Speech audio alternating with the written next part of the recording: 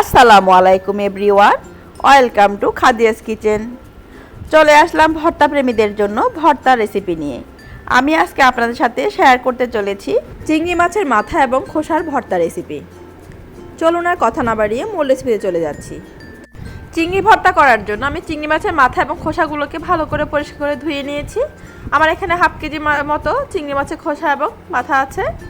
এবার আমি একটা কড়াইতে 5 পিস রসুন আর লাল মরিচ দিয়ে দিয়েছি। এগুলোকে আমি ভালো করে ভেজে নেব। আমার ভালো করে ভাজা হয়ে গিয়েছে। এবার আমি চিংড়ি মাছের খোসা এবং মাথাগুলোকে ভালো করে ভেজে নেব। এটাকে অনবরত নেড়ে চেড়ে ভাজতে হবে।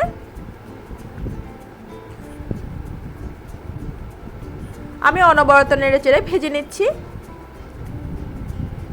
যখন খোসাগুলো একদম মচমচে হয়ে যাবে, এই পর্যায়ে আমি চুলার আঁচটা বন্ধ করে দেব। এবার শিলপাটায় আমি প্রথমে বেটে নেব ধনে পাতাটা আমার বাটা হয়ে গিয়েছে। এবার আমি দিয়ে দিব বড় সাইজের একটা পেঁয়াজ, আর দিয়ে দিব ভেজে রাখা রসুন আর লাল মরিচগুলো। এবার এগুলোকে আমি ভালো করে বেটে নেব।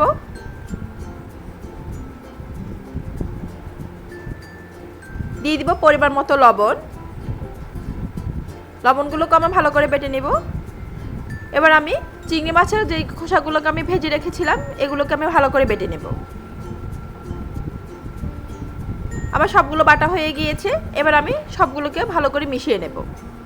দেখতেই পাচ্ছেন আমি সবগুলোকে ভালো করে মিশিয়ে নিচ্ছি। আমার ভর্তাটা রেডি হয়ে গিয়েছে। আশা করছি ভর্তার এই রেসিপিটা আপনাদের কাছে ভালো লেগেছে আর সহজও লেগেছে। এই ভর্তাটা দেখতে যেমন লোভনীয় হয়েছে, খেতে কিন্তু অসম্ভব মজা।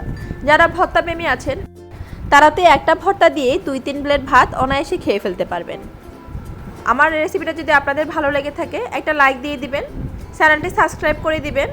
আশা করছি সবাই বাসায় ট্রাই করবেন এবং কেমন হয়েছে কমেন্ট বক্সে জানাতে ভুলবেন না। কিন্তু আপনাদের সুন্দর সুন্দর কমেন্ট আমাকে পরবর্তী ভিডিও করার জন্য উৎসাহ যোগায়। সবাই ভালো থাকবেন, সুস্থ থাকবেন। আল্লাহ হাফেজ।